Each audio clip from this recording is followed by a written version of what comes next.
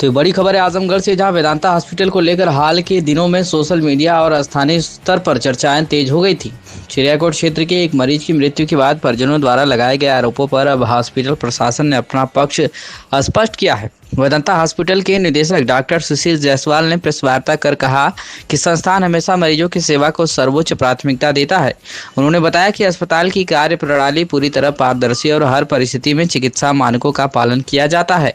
Doctor Jaiswal ने कहा कि जिस मामले को लेकर सवाल उठाए जा रहे हैं उससे जुड़ा हर आवश्यक दस्तावेज और वीडियो साक्ष्य के तौर पर उनके पास मौजूद है। उनका दावा है कि मरीज इलाज के दौरान जीवित था और एम्बुलेंस में भी उसकी स्थिति सामान्य थी। उन्होंने यह भी बताया कि कुछ लोगों द्वारा जानबूझकर गलत जानकारी फैलाकर संस्थान की छवि को नुकसान पहुंचाने का प्रयास किया गया है। डॉक्टर सुशील जायसवाल ने आगे कहा कि वेदांता हॉस्पिटल बिना किसी भेदभाव के सभी मरीजों का इलाज करता है और ऑपरेशन के बाद ही भुगतान लिया जाता है। उन्होंने यह भी स्पष्ट किया कि उनके यहाँ न तो किसी प्रकार का बाउंसर है, न ही कोई हथियारबंद सुरक्षा। फिर भी अस्पताल स्टाफ के साथ अभद्रता की गई, जो दुर्भाग्यपूर्ण है। उन्होंने लोक गायिका उजाला यादव के एक परिचित के इलाज का उदाहरण देते हुए बताया कि उसका पूरा इलाज आयुष्मान योजना के तहत निःशुल्क किया गया और मरीज खुद चलकर घर गया था, लेकिन बाद में दूसरे अस्पताल में मौत होने पर नाम वेदांता हॉस्पिटल का जोड़ा गया। वहीं डॉक्टर जायसवाल ने कहा कि न्यूरोसर्जरी से लेकर गन शॉट इंजरी जैसे गंभीर मामलों में हॉस्पिटल ने बेहतर परिणाम दिए हैं। कोविड काल में भी 3000 से अधिक मरीजों का इलाज किया गया है, जिनमें कई की जान बचाई गई है। अंत में उन्होंने समाज से अपील किया कि संस्थान को बिना पूरी जानकारी को लेकर कोई धारणा न बनाए। वेदांता हॉस्पिटल हर कानूनी जांच और चिकित्सा मूल्यांकन के लिए पूरी तरह तैयार है। क्या कुछ कहा है उन्होंने मीडिया से बातचीत करते हुए, आप सुनिए। मेन उद्देश्य ये है कि उसके 4 पहलू थे। पहला पहलू ये था कि जो अभी तत्काल घटनाएं घटी शिव कुमार मरीज को लेकर के, उसके बारे में क्लियरेंस देना। दूसरा ये था कि वेदांता में ही ऐसी घटनाएं क्यों होती हैं, अक्सर लोग मुझसे पूछते हैं, उसका जवाब देना। तीसरा ये कि वेदांता कहा जाता है बहुत महंगा अस्पताल है, उसका जवाब देना।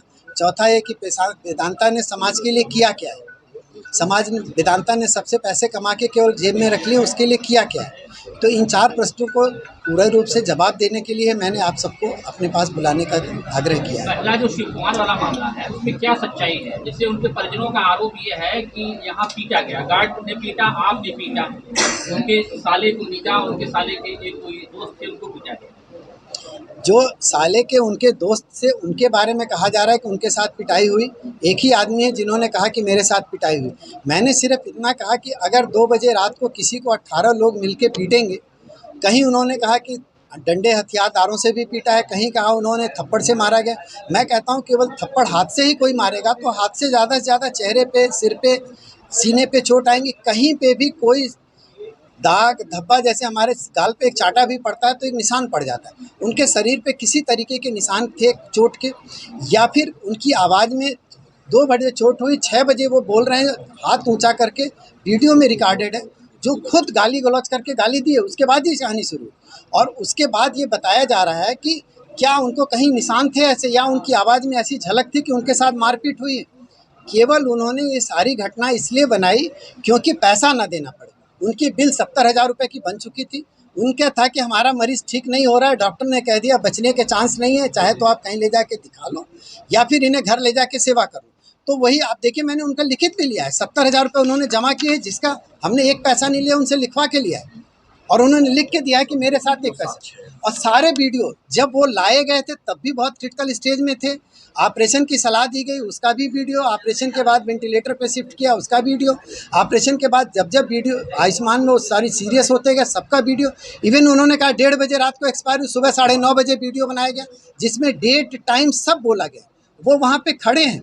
उसके बाद जब वो एम्बुलेंस में शिफ्ट हुए हैं, एम्बुलेंस में लेटा दिया गया है, उनके दूसरे एम्बुलेंस के एम्प्लॉय सक्शन कर रहे हैं, उस समय भी वो अपने हाथ चला रहे हैं, अपने गर्दन को हिला रहे हैं, सांस ले रहे हैं बिना किसी ऑक्सीजन के।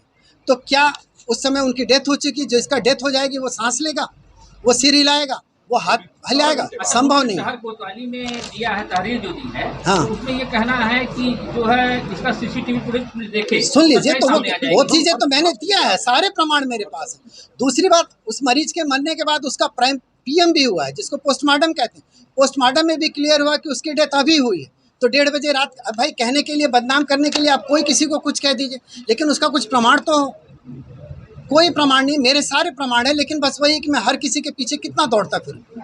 अभी उससे पहले एक घटना, एक कोई वो थी बिहार, उजाला यादव गायक थी, उन्होंने कहा कि साहब हमारा मरीज आईसीयू में, भाई वीडियो है मेरे पास, वो मरीज मेरे पास आयुष्मान से भर्ती होता है, उसका 1 रुपया खर्च नहीं होता है, 4 दिन यहाँ इलाज होता है, चौथे दिन उसकी डिस्चार्ज होता है। डिस्चार्ज होने के बाद वो चल के अपने पैरों से गाड़ी में बैठ के जाता है, जिसका वीडियो मेरे पास है। उसके बाद वो अगले 4 दिन घर पे स्वच्छ रहता है, ठीक रहता है। फिर उसके बाद वो दिखाने के लिए लामन और लोहिया में ले जाते हैं, वहाँ भर्ती करते हैं, वहाँ पे उसकी डेथ होती है। तो भी कहा जाता है कि वेदांता में वो सीरियस हो गया और मर गया।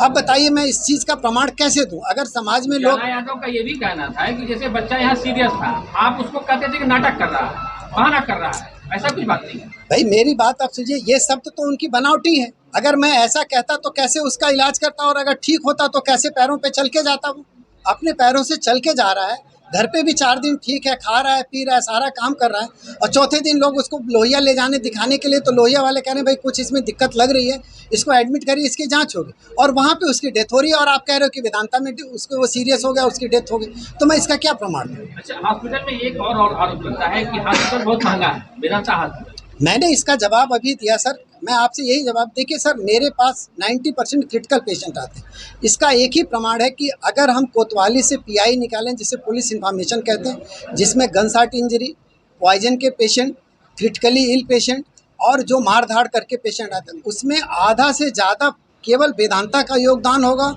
और आधे में पूरा जनपद है। तो जब ज़्यादा से ज़्यादा मेरे पेशेंट आते हैं तो, और क्रिटिकल पेशेंट का इलाज होगा, तो उनका बिल ज़्यादा बनेगी ही बनेगी। और दूसरी बात, क्रिटिकल पेशेंट जब भी आता है, मोस्ट ऑफ द कंडीशन वो ये कहता है भाई मेरा पेशेंट सीरियस है, आप इलाज शुरू करिए, मैं बाद में पैसा जमा कर दूंगा। जब बाद में पेशेंट ठीक हो जाता है, तब तो 4 लोग कहते हैं साहब इसमें थोड़ा बिल कम करिए, क्योंकि बिल आपकी ज़्यादा लग रही, क्योंकि वो कंपेयर करते हैं नॉर्मल सर्जरी से, तो नॉर्मल सर्जरी हुई नहीं तो डेफिनेटली बिल ज़्यादा लगेगी। दूसरी बात, अगर पेशेंट नहीं ठीक होता तो कहते भाई इनको डांटो कि तुमने हमारा मरीज़ नहीं ठीक किया, तो इतनी बिल कैसे बना दी? अरे साहब, जब आदमी ने काम किया है तो हर मरीज़ ठीक कैसे होगा? क्रिटिकल पेशेंट 100 के 100 पेशेंट अगर क्रिटिकल कहीं किसी अस्पताल में, दुनिया के किसी अस्पताल में ठीक हुए हैं तो कोई मुझे बता दे। मेरे इलाज में कोई कमी हो, किसी ऑपरेशन में कोई कमी हो, उसके लिए अगर कोई एक प्रमाण मुझे दे दो तो मुझे जो सज़ा मिले मैं मानने के लिए तैयार हूँ। लेकिन एज ए न्यूरोसर्जन अगर मेरी ट्रेनिंग SGPGI की है, वहाँ पे क्रिटिकल पेशेंट का ही इलाज किया जाता है, उसी की मेरी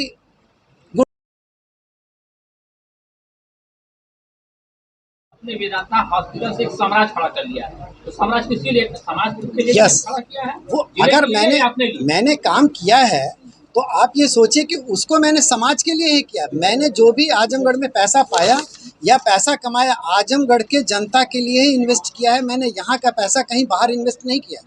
मैंने पहले क्यों किया? सबसे पहले मैंने डायग्नोस्टिक सेंटर बनाया, क्योंकि उससे पहले हम लोग CT MRI करने बनारस भेजा करते थे।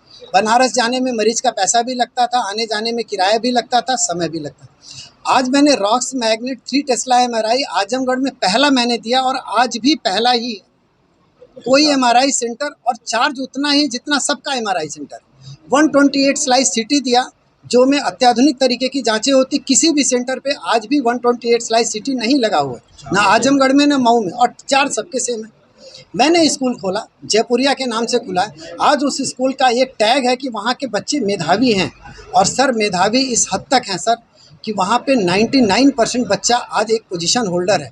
उसी में का एक बच्चा आजमगढ़ का इतिहास रचा है, जिसको पूरे भारतवर्ष के 40 बच्चों में चुना गया है, जो हमारे भारत के प्रधानमंत्री से मिलने जा रहे हैं, जिसका भी प्रमाण मेरे पास है। आप कहेंगे तो वो भी मैं आपको दे सकता हूँ। वो भी गौरव आजमगढ़ के जयपुरिया के पास ही जाता है। वहीं के टीचर ने उस बच्चे को इस लायक बनाया कि आज वो हैं। आज हमारे कितने ही प्रशासनिक अधिकारी हैं जिनके बच्चे भी उसी विद्यालय में पढ़ रहे हैं, सिर्फ इसलिए क्योंकि वहाँ के प्रशासन की एक अपनी क्वालिटी है।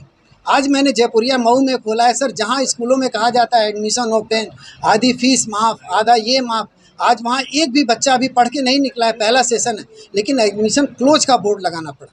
इतनी ज़्यादा वहाँ पे एडमिशन हो चुके हैं, केवल वहाँ के इंफ्रास्ट्रक्चर और वहाँ की सुविधाओं को देख करके।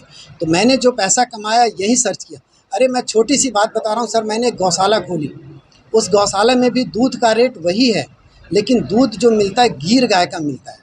जो आपने न्यूज़पेपर में पढ़ा, तमाम न्यूज़ चैनल्स में आया कि इसके दूध में तमाम ऐसे चीज़ें हैं जो आम गाय के दूध में नहीं होते हैं, आज तक में निकला है।